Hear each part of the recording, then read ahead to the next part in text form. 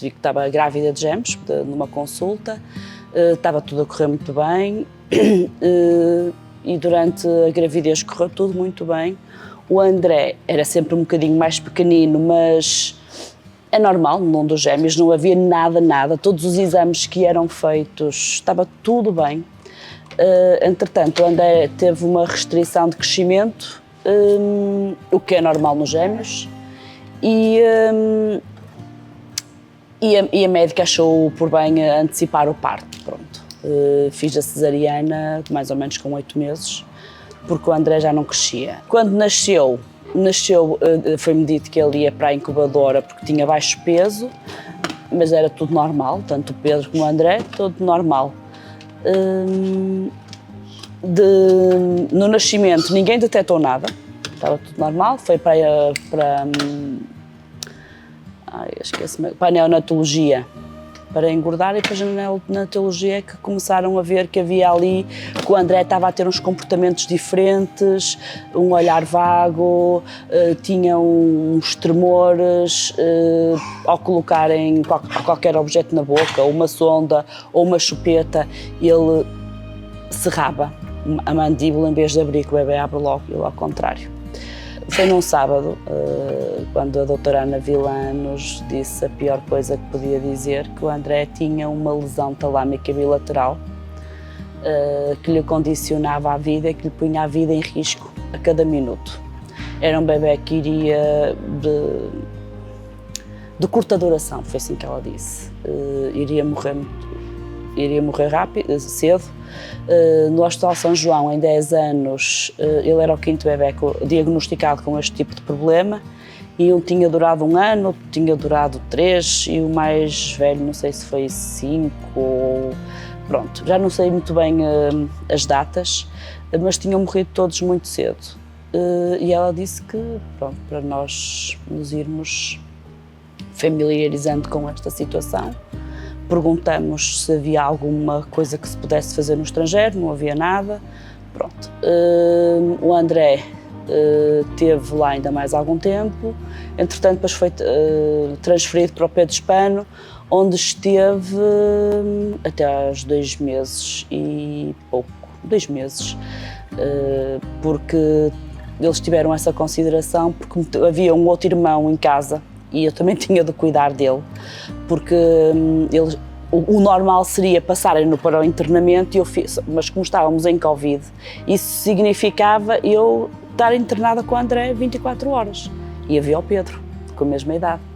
Portanto, eles nisso foram muito sensíveis e portelaram o internamento até ao máximo, até que depois eu tive que trazer o André para casa, teve mais ou menos 1 mês, foi muito mau, porque ele estava sempre com dores, ele chegou ao ponto de regurgitar o leite com o sofrimento permanente, e eu não tinha respostas. Eu tinha pedido lá no Pedro Spano para me referenciarem o André ao Castelo, para ele ter uma melhor qualidade de vida possível. O André veio para o ambulatório fazer a fisioterapia, e então aqui viram que realmente ele fazia convulsões. Tiraram fotografias, pronto, documentaram tudo e tive, eu acho que há momentos que a pessoa não sabe muito bem explicar, que eu acho que Deus mete ali uma mão, em que uma menina estava para sair e como o André já estava cá, o André entrou. Ele chegou a morder a língua com os espasmos, ao ponto da enfermeira ter que inventar uma chupeta com um elástico para ele não morder, porque ele mordia involuntariamente com as convulsões. A enfermeira Teresa foi assim o nosso suporte ainda hoje. Tenho uma grande admiração, amizade, um carinho, uma gratidão enorme pela enfermeira Teresa. Se não fosse a enfermeira Teresa, o André não teria passado o 1º ano de vida. Nós, em termos psicológicos, não sei como é que estaríamos, porque depois a família afasta-se, eu fiquei só com a minha mãe. Para ajudar o resto, a gente se afastou de repente, nós estávamos numa ilha. Era a enfermeira Teresa e a minha mãe. Pronto. Felizmente e infelizmente o André entrou no Castelo. Felizmente porque conseguiu ter qualidade de vida aqui, porque não havia nada, só me sabiam dizer que a qualquer momento ele podia morrer, não havia nada a fazer, e pronto. E foi referenciado para não reanimação, veio cá a equipa dos cuidados paliativos do Hospital São João, pronto. E eu disse que preferia que ele não fosse para o hospital, que ficasse aqui. Uma vez que não havia nada a fazer, ficava com quem lhe era querido, com quem ele conhecia, e pronto.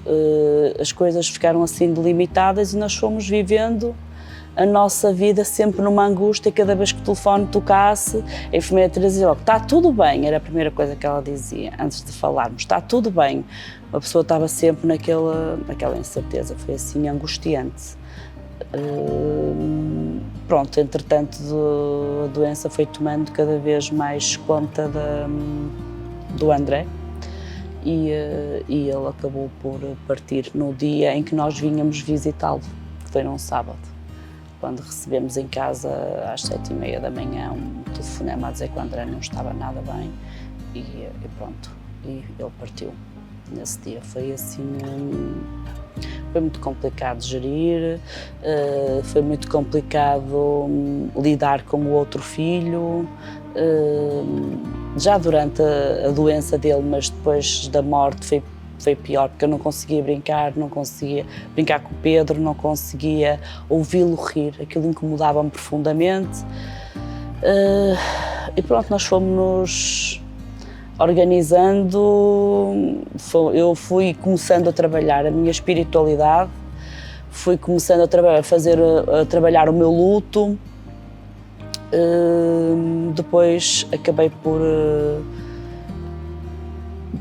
vir para casa, porque eu não estava bem. No trabalho as pessoas não querem saber de quem não está bem, independentemente se é um filho que morre, se é o cão, se é o gato, se é o primo, não interessa. Ao fim de pouco tempo tem que estar bem. E eu não estava. Portanto, depois até em termos laborais as coisas também não ficaram bem. Eu acabei por vir embora. E acho que foi o melhor, porque fiz o meu luto, também tive aqui a ajuda do Castelo e fui fazendo. Entretanto, também por mim fui procurando outras soluções espirituais para poder aceitar a morte do André e dar um sentido a tudo isto, porque depois fica porque é que lhe aconteceu isto. Eu nunca tive zangada com Deus. Eu só perguntei assim, mas porquê este sofrimento tão grande numa criança tão pequena? Mas veio cá. Eu sempre achei que o André tinha uma missão especial, e tinha dito isso à enfermeira Teresa. Eu acho que o André veio com uma missão muito especial, porque ele conseguia cativar as pessoas, não falava, mas eu encontrei muitas pessoas que diziam: é a mãe do André? Eu vou à página do Castelo só por causa do André. Ele tem um olhar, ele transmite uma paz, e transmitia uma serenidade, uma paz, tinha um olhar muito expressivo, e havia muita gente que seguia a página porque gostava de ver o André. E ele trouxe essa proximidade das pessoas com esta realidade que está um bocadinho escondida, porque cada um vive na sua casa com o filho doente, e as pessoas também não querem muito ouvir falar disto porque têm filhos e é um assunto que incomoda a sociedade, as pessoas mudam de canal, não querem ouvir, não sabem ajudar e depois também não querem porque traz sofrimento também. E eu acho que o André também ajudou a abrir um bocadinho mais isto, começou-se a falar mais. Fomos 2 vezes à TVI falar do assunto, fizemos aqui uma reportagem sobre os cuidados paliativos e as doenças crónicas destas crianças, não é? E é importante que isto se continue a falar para que os pais possam ser pais, muita gente não conhecia o Castelo, nem conhece, que pode pôr aqui o filho para descanso cuidador, que pode ter mais, tanto os pais como a criança, mais qualidade de vida, porque infelizmente é só esta unidade, não sei se ainda continua a ser a nível da Península Ibérica, eu acho que sim, que é a única, e devia de haver mais Castelos, só que também era preciso haver mais enfermeiras Teresas. porque é uma pessoa que se entrega completamente à causa, e depois não se entrega só à causa dos meninos. Ela no início, quantas vezes fez de psicóloga, tanto minha como do Tiago. Vivemos a doença do André de maneira diferente e vivemos o luto de maneira diferente.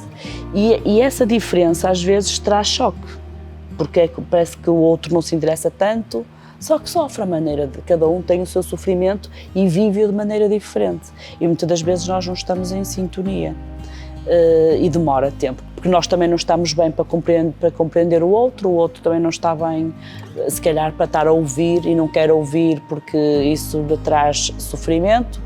Mas se calhar eu precisava de falar do André, o Tiago não queria ouvir e trouxe bastantes arranhões ao relacionamento, distanciamento, que depois nós tivemos que ir trabalhando e trabalhamos para que as coisas fossem correndo o melhor possível. Portanto, estas doenças trazem sempre... é uma prova de fogo. E é por isso que este espaço realmente é mágico e a enfermeira Teresa é um anjo na vida de cada um de nós, na vida dos meninos e na vida dos pais. Não é só das crianças, ela apoia os pais também. É uma pessoa muito completa, muito diferente. É uma pessoa diferente. Continuo a fazer parte do Castelo, sou sócia do Castelo e sempre que é preciso apoiar a enfermeira Teresa em alguma divulgação ou em algum evento, eu estou sempre cá, mesmo para testemunhos. Eu disse-lhe, pode contar sempre comigo naquilo que for preciso e poderá contar.